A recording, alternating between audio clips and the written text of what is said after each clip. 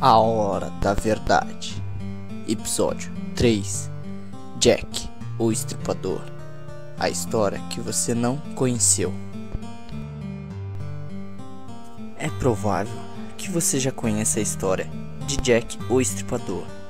E caso não conheça, recomendo procurar por ela no blog Medo B.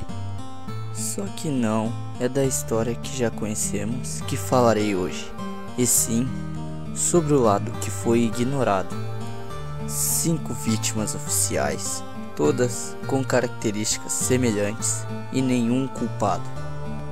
Antes de começar, advirto, apresentarei aqui suposições baseadas em hipóteses. Não há interesse algum em denegrir a imagem de pessoas ou qualquer tipo de crença religiosa. Traçar o perfil de Jack parece algo impossível, mas vejamos. Todas as 5 vítimas de Jack eram prostitutas e foram assassinadas de maneira semelhante. Talvez o ponto mais notório dessa questão era o fato de que as mulheres tinham seus pescoços rasgados e, com exceção da terceira delas, todas as outras tiveram seus úteros arrancados. A primeira vítima de Jack não teve seus órgãos extraídos com eficiência. Talvez Jack estivesse com pressa? Ou será que Jack não tinha um profundo conhecimento sobre cirurgias e anatomia humana? 4 das vítimas foram assassinadas em um perímetro curto.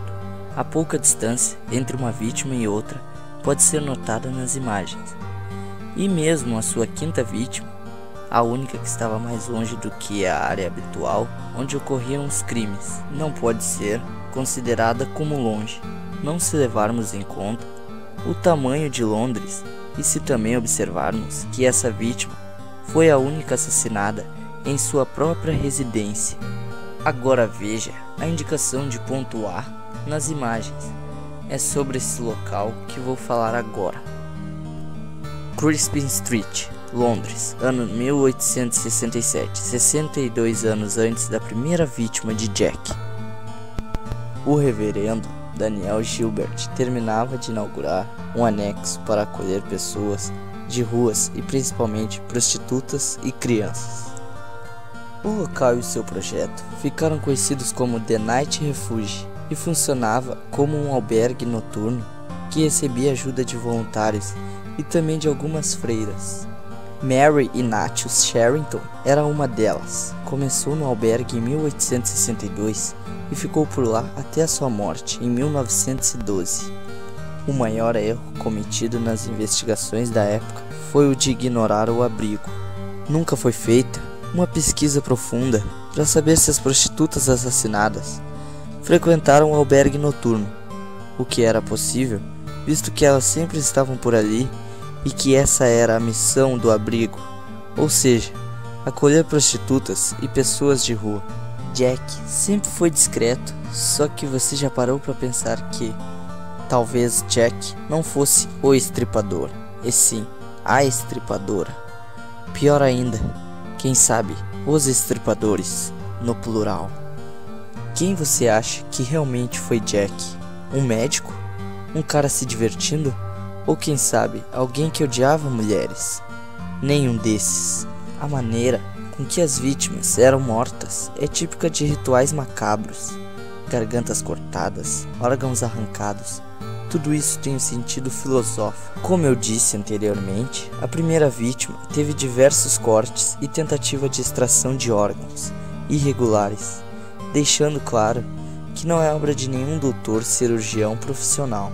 Se Jack não era Jack, então quem era Jack? Pergunta complicada. Você já ouviu falar em fanatismo religioso? Claro que sim. Você sabia que é comum praticantes de rituais macabros de seitas se infiltrarem em grupos sociais ou religiosos para que se faça cumprir seus objetivos bizarros? A teoria sugere que Jack na verdade foi um membro de uma antiga seita que mescla de maneira distorcida e equivocada o cristianismo com os preceitos templários. Ele poderia ser uma única pessoa, como também poderia ser várias, e além disso, é bem mais aceitável que ele na verdade era ela. A seita em questão não possui um nome conhecido, mas suas origens são antigas e de tempos em tempos podemos notar suas práticas e pensar que isso é coisa do passado. Algo já extinto é um engano. Nos dias atuais, é possível notar que esse tipo de coisa ainda acontece.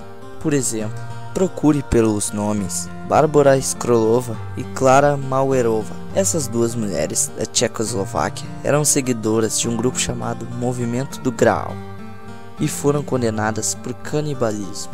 O líder do grupo nunca foi encontrado. Ele agia de forma secreta com seus seguidores e era conhecido apenas como o Doutor. Através de sua palavra, seus fiéis eram guiados e incentivados a cometerem todos os tipos de atos violentos contra outras pessoas, alegando a purificação. Em resumo, uma mente doentia pode interpretar de maneira equivocada esses textos, ou ainda duvida disso. Vamos à carta de Jack. É de conhecimento de que na época Jack supostamente havia enviado algumas cartas à polícia. Essas cartas foram tiradas como falsas. No entanto, é muito provável que uma delas é verdadeira, e tal carta é conhecida como a Carta do Inferno. Veja: do Inferno, Sr. Lusk. Senhor, envio-lhe metade do rim que tirei de uma mulher e preservei-a para si. A outra parte fritei e comi. Estava muito boa. Talvez lhe mande a faca ensanguentada com o que tirei, se você esperar um pouco mais. Assinado: apanhe-me quando puder, Sr. Lusk. Por que Jack mandaria cartas à polícia se não fosse para fazê-los pensar que se tratava de um serial killer? Isso é óbvio demais. Podemos concluir então que as possibilidades de que Jack era membro de uma seita maligna são muitas. É possível que Jack fosse uma mulher disfarçada de freira, afinal, poderia aproximar-se facilmente de qualquer prostituta e andar pelas ruas sem chamar a atenção. Ou quem sabe até Jack fosse um grupo. O fato é que temos grandes motivos para acreditar que Jack se filtrou secretamente no abrigo noturno para executar suas tarefas, e se estamos errados ou não, você quem decide. Porém, lembre-se, Jack nunca foi pego. Tem certeza de que você pode nos provar o contrário? E por último, vai minha advertência. Jack não morreu, ele ainda vive dentro de muitos outros Jacks, pelo mundo afora. Jack é uma mente contaminada pelo desejo sombrio de matar sob a justificativa de uma crença. E por isso, muito cuidado com quem você conversa, muito cuidado com os estranhos. Pode ser que haja um Jack bem ao seu lado agora. Graças a esse vídeo sobre o Jack, resolvemos criar um quadro novo no canal, que vai falar sobre assassinos e vai se chamar A Hora do Assassinato. Esse foi mais um episódio do quadro A Hora da Verdade. Se você gostou desse vídeo, clique em gostei e compartilhe. Se puder também, se inscreva no canal. Se você tem sugestões, mande para nós através dos comentários. Você também pode assistir outros vídeos do canal. Até a próxima. Muito obrigado. E não percam a hora.